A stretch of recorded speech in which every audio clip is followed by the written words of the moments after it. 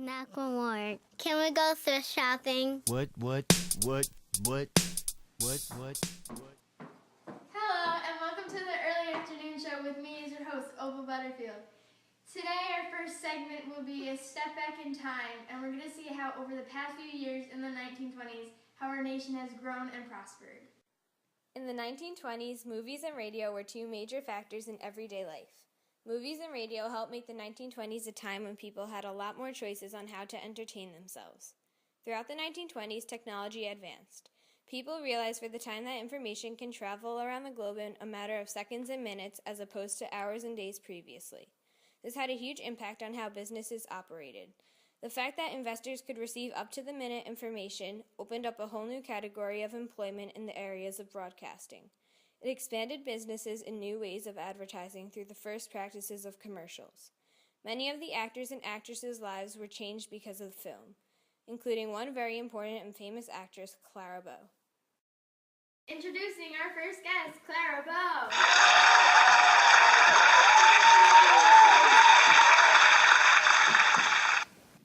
So, I heard you got married. Yes, Rex.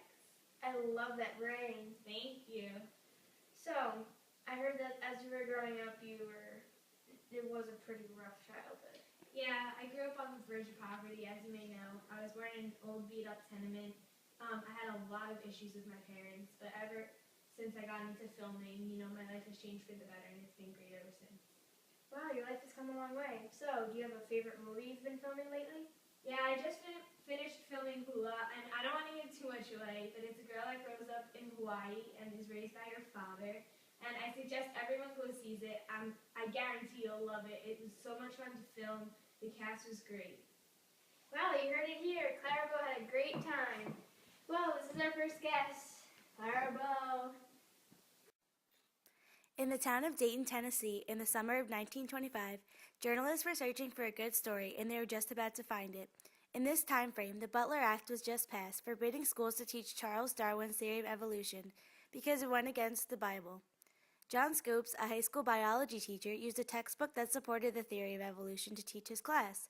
The Scopes trial, also known as the monkey trial, was a national phenomenon. After many long days in the public eye, the judge ordered Scopes to pay a fine of $100. I'd like to introduce our next guest, John Scopes.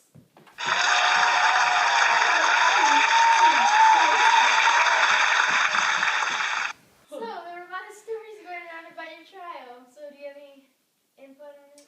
Well, I was filming as a biology teacher, as I did very often. It was March of 1925, and the Butler Act was just passed, and I decided to use a textbook on evolution. Do you think what you did was wrong? No, I believe in Charles Darwin's theories, and what happens in the classroom is between the student and the teacher. Once the state decides to tell you what you can and cannot do, you become a victim of propaganda. Interesting. So, it's also called the monkey trial. Monkey trial. And it's become a national trial. I heard about that. I had the best lawyers defending me. So, you're also convicted guilty? Yeah. I did my time in the big house. I'd like to let's thank our second guest, John Scopes, for coming in.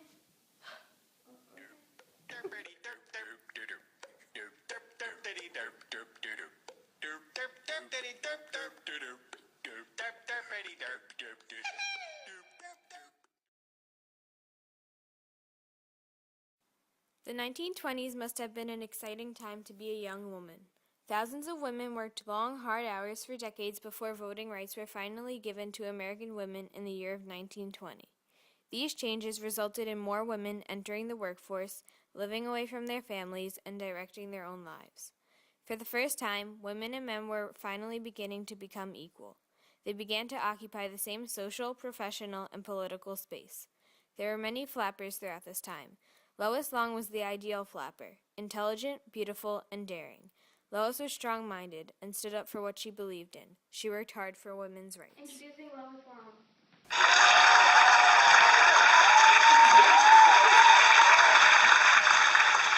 So, what was it like before women had the right to vote? Before women had the right to vote, we were looked down upon, and it was very depressing, knowing that we didn't really have a say in anything. But you were respected a lot more, and it was nice knowing you were being treated equally. And you also expressed this through writing? Yeah, I began writing for the New Yorker under the alias Lipstick.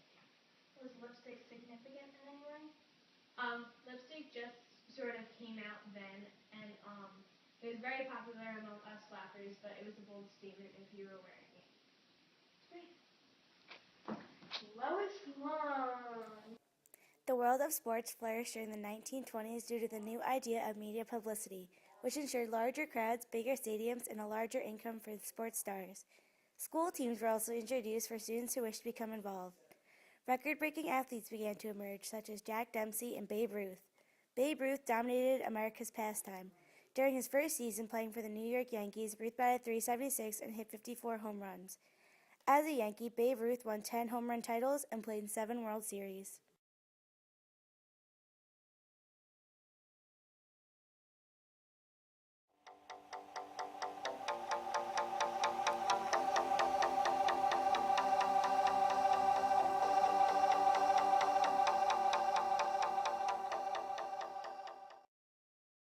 Now introducing Babe Ruth.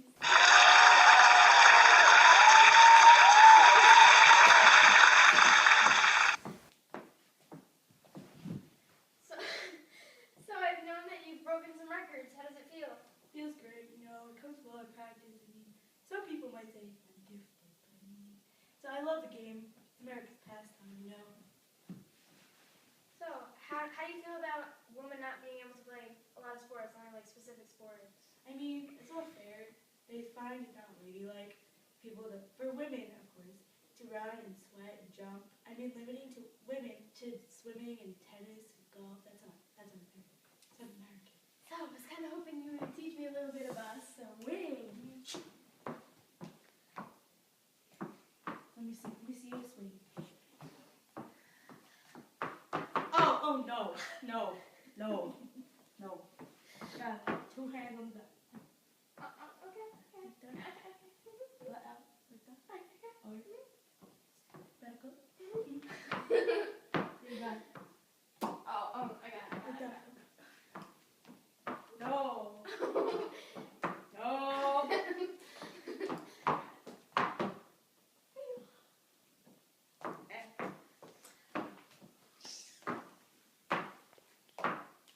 Thank you. The image of the American gangsters is closely associated with organized crime during the 1920s and 1930s. In 1920, the 18th Amendment of the Constitution banned the sale, production, and transportation of alcohol for consumption. Many gangs sold alcohol illegally for large amounts of profits and used violence to protect their riches and keep their territory.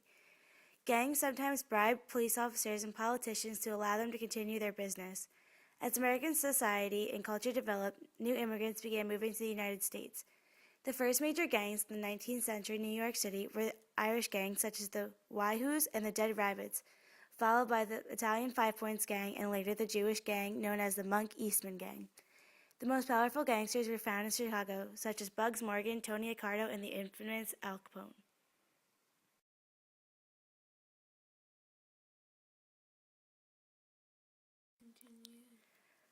Please note that Al Capone could not make it tonight due to his current incarceration at Alcatraz.